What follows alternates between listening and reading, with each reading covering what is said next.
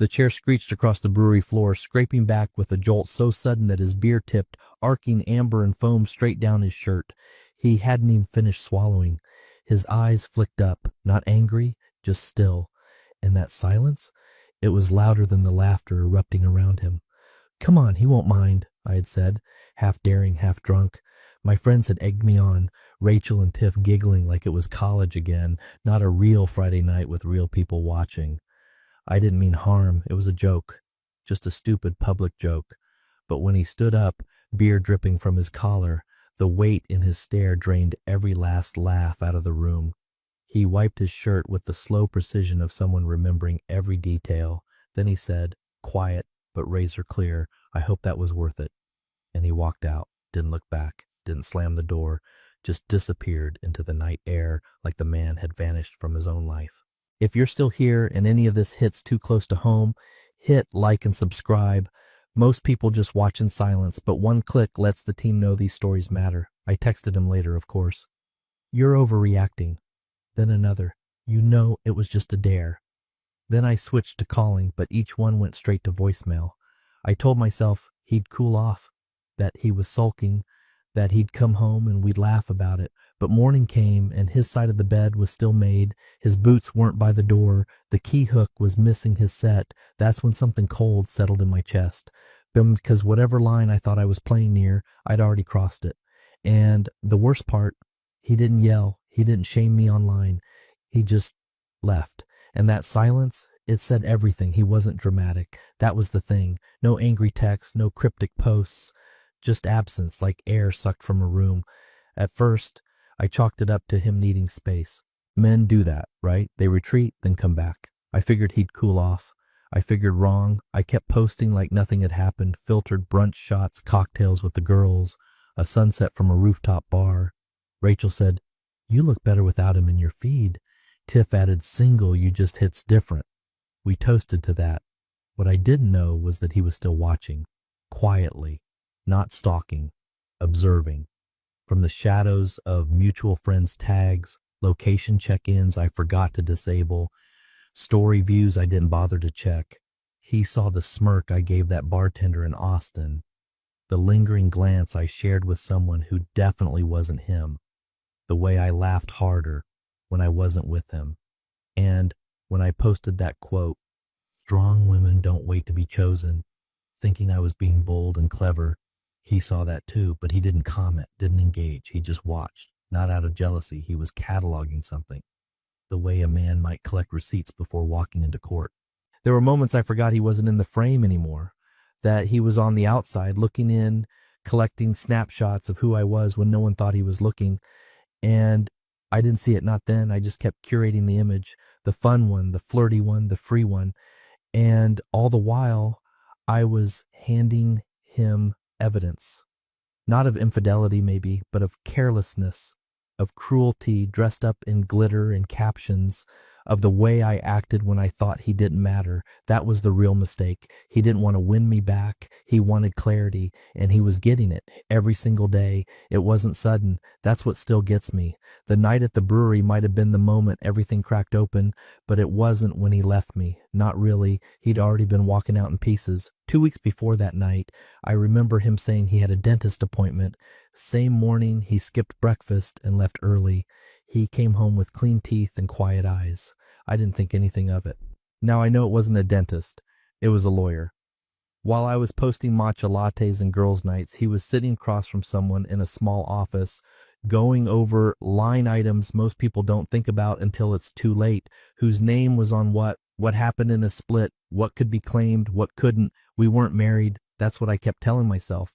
So what could he really do? More than I thought. He opened a solo checking account, shifted his direct deposit, must have rerouted it the same day. The joint one sat untouched, like bait. I noticed it eventually, the lack of new deposits, but assumed it was an oversight. He started tracking expenses, his, mine, shared, not in a notebook, but a spreadsheet buried on his phone, behind a password I never knew. I remember asking why we were buying separate groceries suddenly. He smiled and said, "Thought you preferred your almond milk." There was nothing loud about it. No slammed doors, no speeches about fairness. Just a methodical unraveling of all the ties I thought would hold. He still kissed my forehead when he left for work. Still brought home flowers once. Not the usual kind, though. Dull ones, like he was checking a box. Looking back, it feels like he was preparing the scene, making it clear he hadn't changed, that I had. The part that stings, he wasn't planning revenge. He didn't need revenge. He was planning freedom. From me, from the noise, the performance, the unspoken imbalance I pretended wasn't there. And when he finally did leave, it wasn't some emotional flinch. It was an exit he'd already made, quietly, weeks before. I just hadn't noticed. He still made my coffee the same way. Half a sugar, oat milk, the brand I liked even when it meant an extra stop.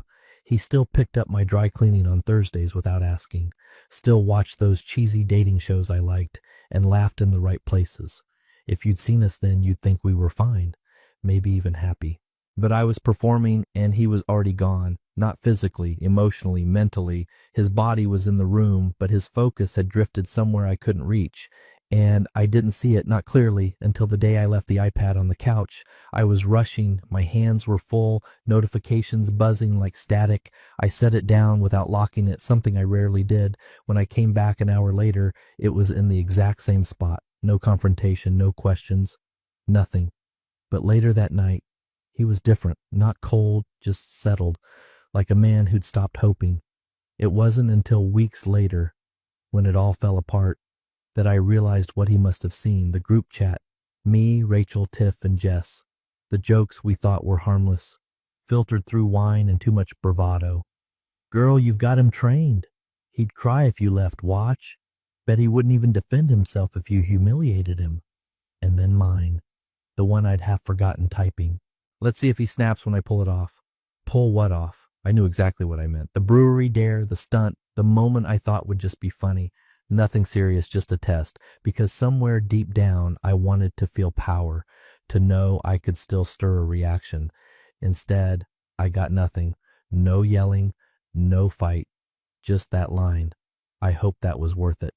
And it turns out that night wasn't a snap. It was the final click of a door I'd been nudging closed for months. I thought I could hurt him into loving me more, but he didn't flinch. He just saw it all. And once he did, there was no coming back. I didn't know about the clause, not then. I thought I had leverage, emotional, if not legal. We weren't married, but we'd built a life. Shared a home, split groceries, bought furniture together. He paid more often, but I figured it all balanced out, so when he left, I assumed there'd be some kind of negotiation. I even told Rachel, worst case, we split the deposit and I keep the couch. But while I was texting my friends and posting subtle breakup memes, he was sitting in a lawyer's office. Again, only this time with evidence. Screenshots of that group chat, airdropped to himself from the iPad, a video from the brewery, someone else had filmed it. I didn't even realize how many people had seen it. How clearly you could hear me laughing, how sharp his voice sounded when he said, I hope that was worth it. And then there was the lease. My name was never on it, just his. What I did have my name on, 2 utilities, electric and Wi-Fi. At the time, it made sense. I worked from home more. He'd said, just sign these, it's easier. But that small detail gave him an edge, because now he could show shared residence without shared ownership. Then came the clause, buried deep in the lease, written in language I would have skimmed right past. Something about damages from malicious conduct, about intentional emotional harm within a cohabitation agreement, about voiding return of shared property or security deposit in cases of documented harassment. And those chat messages, that video, they counted. He didn't raise his voice, didn't blast me online, didn't show up demanding anything. He just activated the clause. That's what his lawyer called it, activation.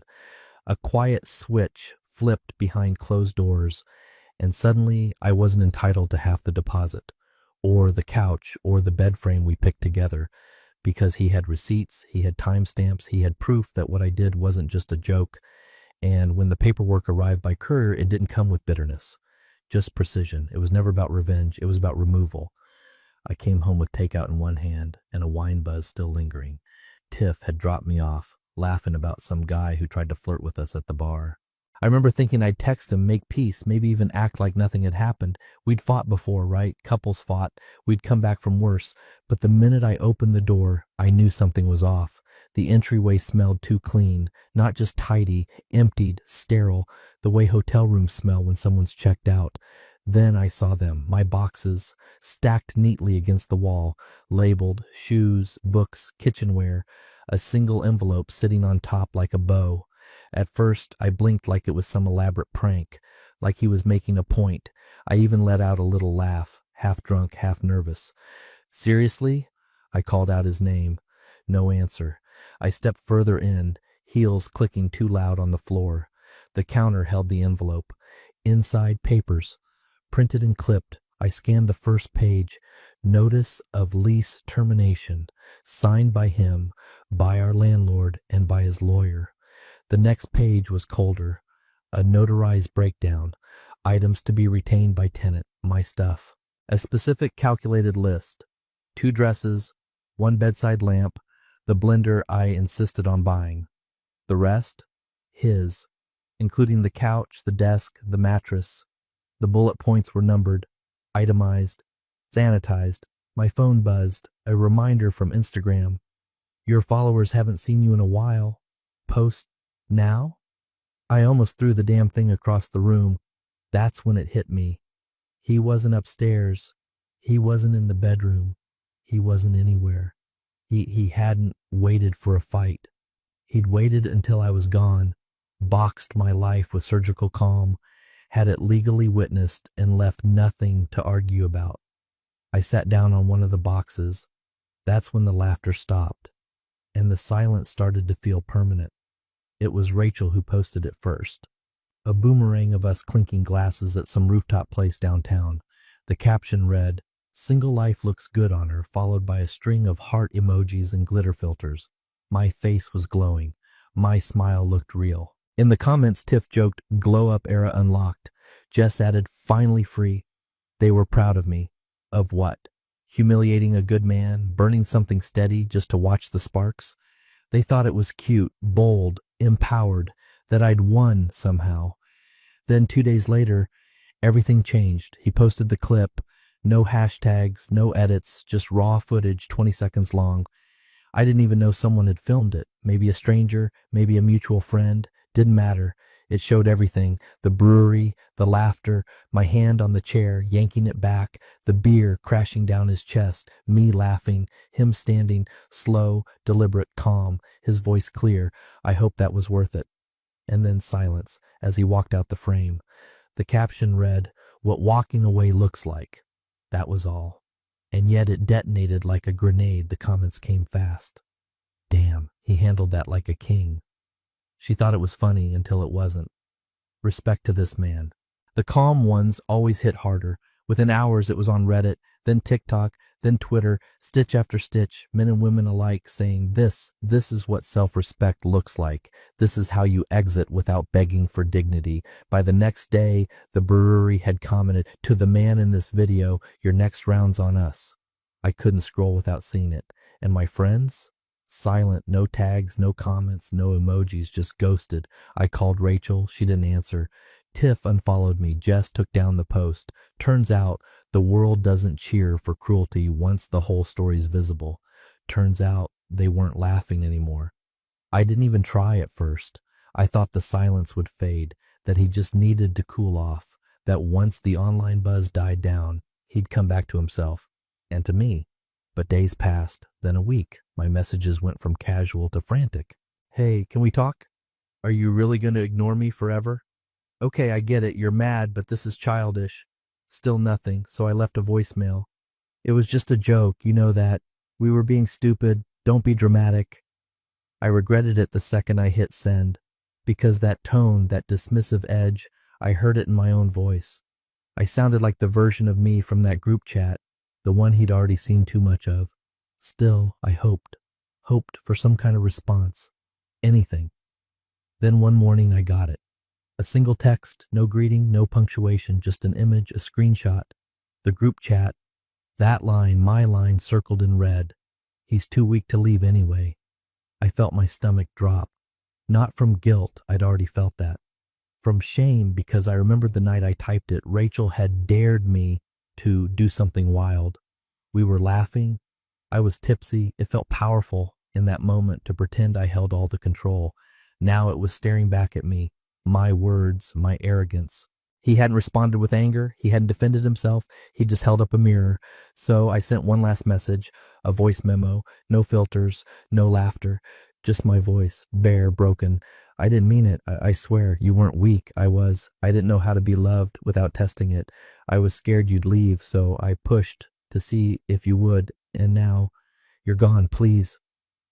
I waited and waited, but no reply came. Just that gray space under my message. Delivered, never opened. He didn't need to block me. He just chose silence. And for the first time, it didn't feel like punishment. It felt like peace. His, not mine. Tiff drove me. I didn't want to go alone. I told her I just needed a quick hour to grab the rest of my stuff. Clothes, some books, the kitchen things I still cared about. She didn't say much.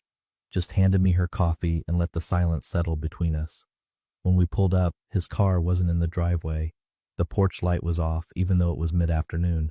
I don't know why, but it made the house feel colder, less familiar. His friend, Jordan, I think, was already there. Quiet, polite, businesslike. He opened the door, said nothing, then stepped aside. I braced myself. For what? I wasn't sure. An empty living room? Maybe. My things shoved in trash bags? Possibly. But what I didn't expect was the sign. It was taped neatly to the wall just inside the door, right above the boxes stacked in rows along the hallway. Kindness isn't weakness, but it has a deadline.